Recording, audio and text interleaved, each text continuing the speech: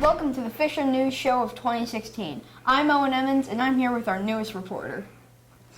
Hi, I'm Eric Leiner, and I'm excited to be joining the Fisher News crew. We have some great stories for this episode.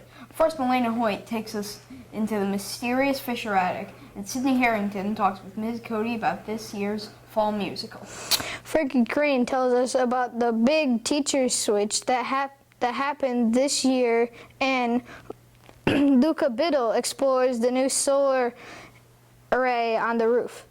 Eric introduces us to some of the new faces at Fisher, while I talk to Mr. Kniffen about the band. Louis Douglas learns about Fisher's basketball history, and Kyla Millette looks at the after-school programs. Let's go over to Frankie Crane and find out about the rearranging of teachers this year. Hello, I'm Frankie Crane, and I am here with Miss Lacoste to talk about what happened with the teacher switch. So, Miss Lacoste, why did you make the switch? So, thanks for joining me today, Frankie. Just to give you a little bit of background, there was a group of us who attended a conference spring of last year, and sort of looping was a discussion that was happening in talking about how to help kids be better prepared and to look at behavior and putting things into place for kids to be successful. All right. So also, do you think this affects the students in any way? So one of the things that we talked about at the very beginning of the year is how it did affect kids and how they were much more comfortable coming into those classrooms because they already knew the expectation of their teacher and they sort of already knew how things would be run. Even though the curriculum was different, the expectations from the teacher were going to be pretty similar. One of the things that we're going to talk about as we get into this spring is what about next year? What kind of impact did we see any? We're going to look at assessments. Did we see any growth? What are the pros? What are the cons? And as a staff, really talk about should we continue with this process? Also, I have one more question. And what was it like on the first day of the switch? Did it feel different in any way? I don't think it was different for me. I think the kids were much more comfortable if they had the same teacher because they didn't have the, what will my new teacher be like? What will I need? What will I have to do? So they had that level of comfort. Well, you heard it here, folks. Back to the desk. Thanks, Frankie, for shedding some light on us. Now let's go over to Luca Biddle for the solar array project. Hi, I'm Luca, and today I'm here with Miss Polonin, the superintendent. So, Miss Polonin, why did we get solar panels? We got solar panels because we wanted to find a way to reduce our electric bill. And we have been looking into it, and then a company called Hand Solar, approached us with a deal so that we could get solar panels and not have to pay a lot of money for them. What are the ups and downs of solar panels? Well, the ups are that you can get your energy from the sun and save money on your electricity. And the downs are that we live in Vermont, so we don't get very much solar during the winter because it's so cold and cloudy out. But we do get a lot of solar in the spring and summer and fall. And the other down of solar is that it costs a lot of money to put those panels on the roof. So you have to look at how are we going to get the panels without paying a lot of money. Do solar panels get the school more electricity than if we didn't have them? Yes, it does. Like I said, we get the solar works where you get the power of the sun becomes electricity. And the way we worked it was we had a deal with Hand Solar, and they put the panels up and they paid for it, and they get 88% of the electricity we get that credited on our electric bill, and then we get 12% of the electricity credited on our electric bill, and then we'll do that for 7 years, and then after 7 years, the school has a chance to buy back those solar panels, and then we'll get 100% of the credit for the electricity, so that will save us a lot of money. Whose idea was it to get the solar panels? Well, it started when I first came here a little bit over 3 years ago, where one of the school board members said, wouldn't it be a good idea to go green and get some solar panels on the school and get our electricity that way? And then Mr. Hand from Hand Solar approached us and said, we really want to do electricity. So it was one school board idea, and then we all talked about it, and then we found a way to do it. Thanks for the answers to my questions, Ms. Pullinan. Let's go back to the news desk. Thank you, Luca. Thanks, Luca, for shedding some light on the solar array project. Now to Milena Hoyt, who's on the other side of the roof. Hi, I'm Milena, and I'm going to talk about the attic with Ralph. Have you ever been in the attic? Yes, Milena, I have been in the attic. What is it like up there? Summertime, it's really hot. It's a little on the dark side. And in the fall and in the winter, it's pretty cold up there. What's up there? Insulation. The original roof for the old building is still up there. And not much else. One of our cameramen went up there to check it out. Let's see what's up there.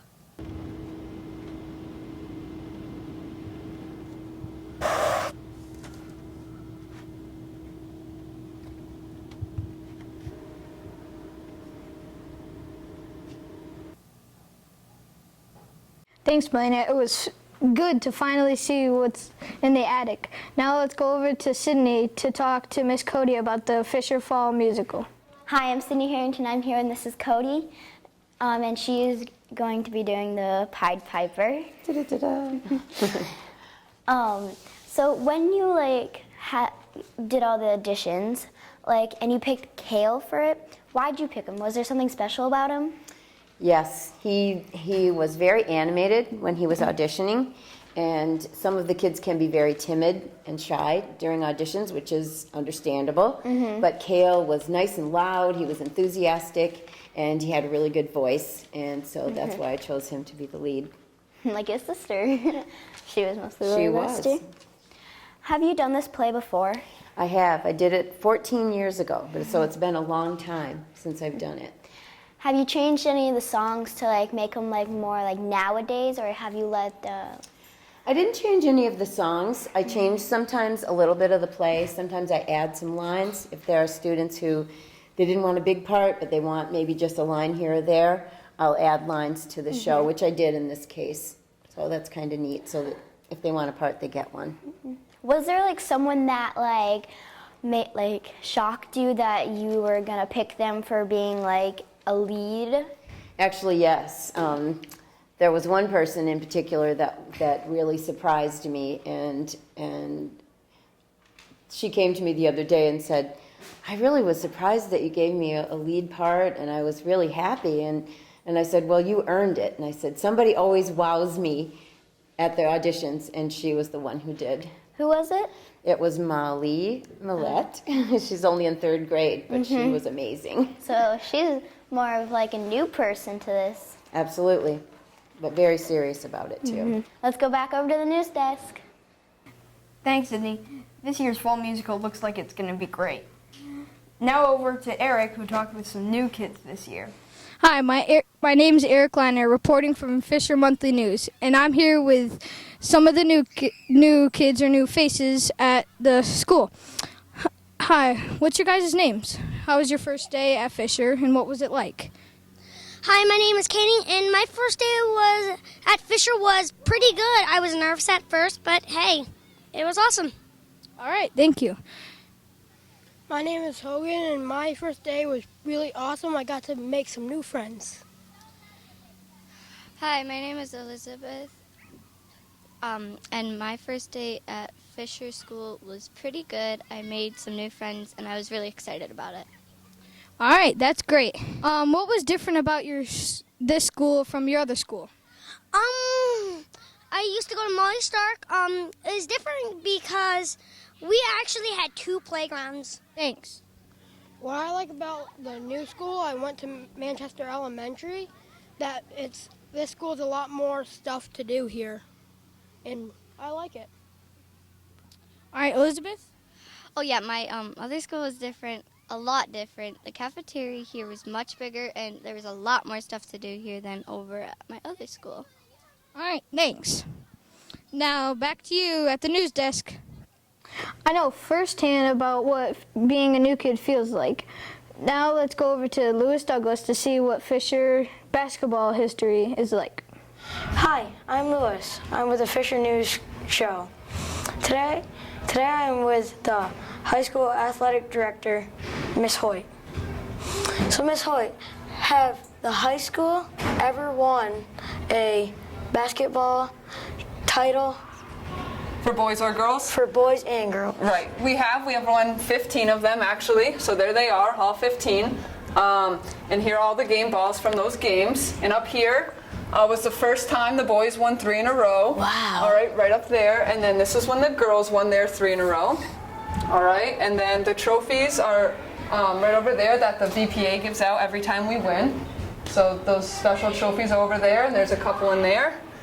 And very interesting. Yeah, it's very impressive. Not many schools have won 3 championships in a row, and we've been blessed to have both boys and girls be able to achieve that. So it is amazing. It is. Has Fisher ever won a basketball title? Well, for Fisher, they run in the youth league, so it's a little bit different, but I know the youth league puts together some type of championship, and I believe Fisher has won a few as well. So, great athletes here in Arlington. Thank you. You're welcome. Now back to the news desk. Fisher has some really interesting history. Thanks, Lewis. Now over to Kyla, who talks about the Fisher After School program. Hi, my name is Kyla. Have you ever wondered what happened to all of the after-school programs? I remember doing gymnastics, hair braiding, and sign language after school. But now there are only 3 programs running: flag football, and basketball, and homework club. Well, I talked with Miss Lacoste about these changes. The main reason is because the school used to have a grant, a bunch of money that paid for people to run programs. A couple of years ago, the grant stopped. So there was no more money. Miss Lacoste said that we're going to try to get the grant again.